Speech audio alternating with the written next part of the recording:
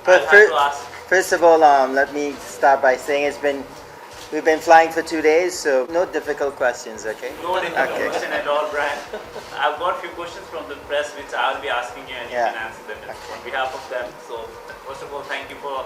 Well, it's been a sort of a dream of mine.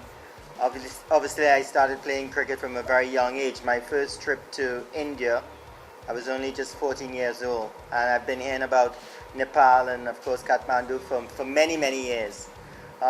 Obviously, during my playing days, Nepal was not around to be one of the competitors against myself, so it had to be a trip such as this. When the opportunity did arrive, I felt that why not? I could come out to this part of the world, see it for the first time.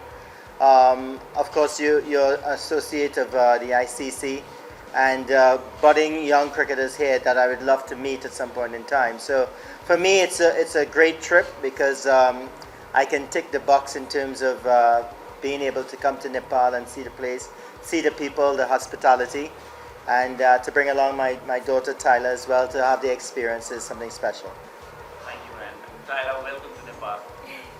How you look at it, I think you got to look at it in terms of the size of the country, the ability of the players, and exactly where you are as a cricket playing nation. You're still very young as a cricket playing nation, so to have international superstars come to your country to play in your NPL is something very special, and I suppose it's the start of something that's going to grow. Of course, T20 is a wonderful version of the game.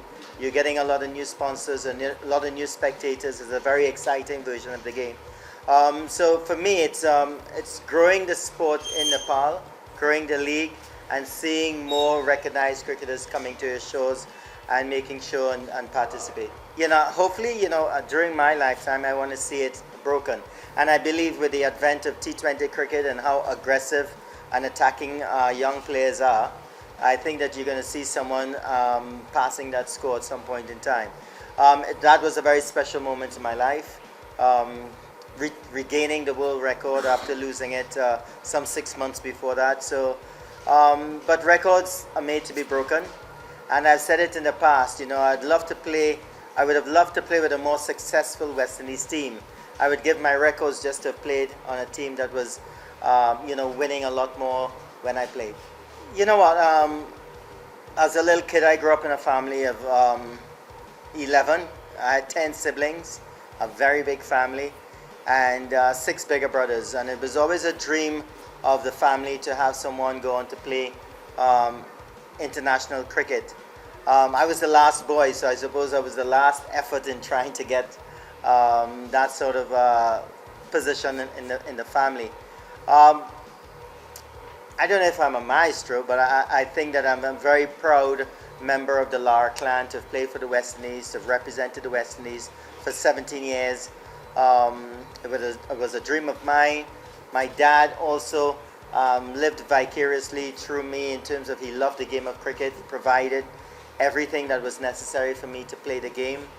Even though we came from a very big family in a sort of middle income, 3-bedroom house, all of us enjoyed ourselves living there. But it's just to fulfill that dream to play for the West Indies, to play alongside the great Sir Vivian Richards, Gordon Greenwich, Desmond Haynes, the late Malcolm Marshall.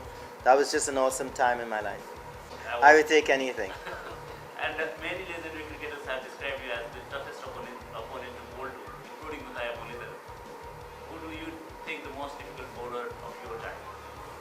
Well, my nemesis, the person that got me out the most was definitely Glenn McGrath, an awesome bowler, Australian, and of course Australia toppled the West Indies in the mid-90s as the #1 team in the world. But for me, the greatest fast bowler that I've seen, played against, was Wasim Akram from Pakistan. He was definitely a bowler that can make you look pretty ordinary when he's at his best. In today's cricket, who are your best batter and a bowler? Your pick. Well, I'm not sure. Okay, if you're thinking the best batter, I think obviously the record of a Joe Root at present. That's just going on record. But if you want to know the batter that I like the most, it would definitely be Jaswal. And the bowler that is definitely the best in the world right now is Jasprit Bumrah. I think he's awesome, and the way he operates in all versions of the game, T20, the limited overs, Test cricket, is just tremendous to see the ability of such a bowler. Now, before I ask for the final question of your advice for the aspiring cricketers, let me take this moment of honor as the only living Nepalese maybe who has got the privilege and honor to and yourself. Thank you Yes, for coming pleasure. down, and it's a great honor to have you, sir, on behalf of Cricket Association of Nepal. We cannot thank you enough for your presence here. And this final word of your advice for the aspiring cricketers. It doesn't necessarily have to be just in cricket. It could be in other sports. It could be in academics.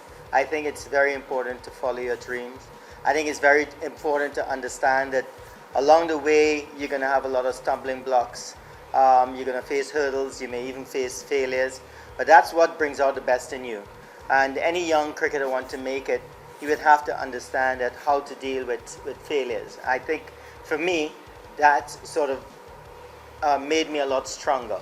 So I would urge any young sports person, male or female, to stick with it, work hard, and I can tell you one thing, success loves somebody that works hard.